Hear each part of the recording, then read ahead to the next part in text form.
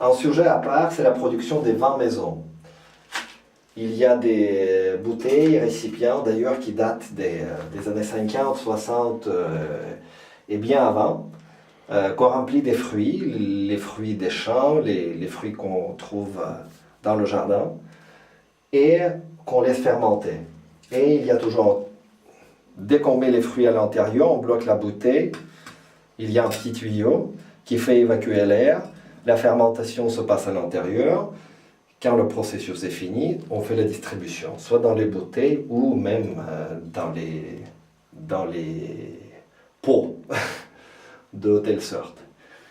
Voilà, donc on a ici quelques exemples. Bon, on va voir qu'est-ce qu'on a ici. Bon, ça c'est vide, mais il est marqué...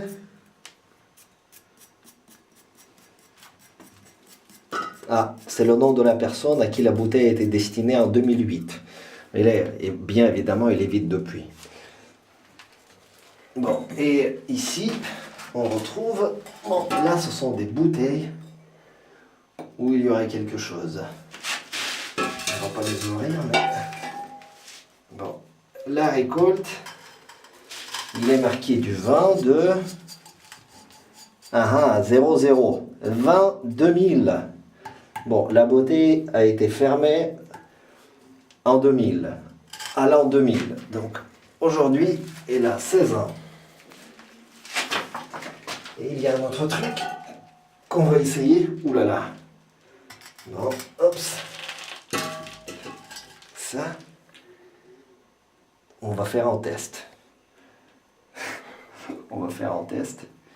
Bon, un test de senteur. Bon. Hop. Oula. Il y a de la moisissure qui s'est formée dessus, mais on dirait que ça sent les prunes.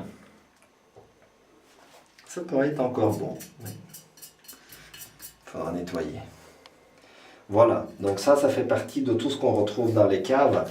Et les caves, donc, a priori, c'est quelque chose qui devrait pouvoir faire fonctionner des familles entières pendant plusieurs mois, en cas de difficulté, dans des situations où on ne peut pas sortir dehors.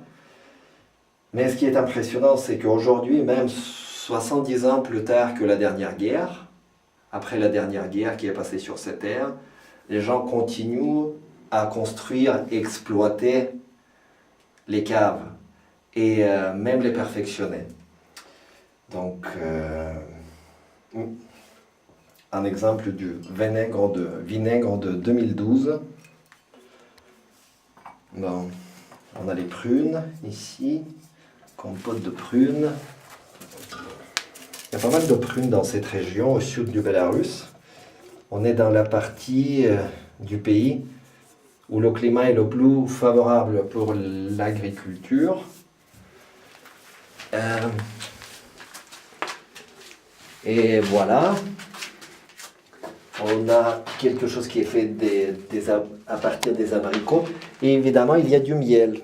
Il est marqué miel qui vient de l'Ukraine et qui date de 2012. Bon, voilà. Donc, alors, prochaine destination, Ukraine.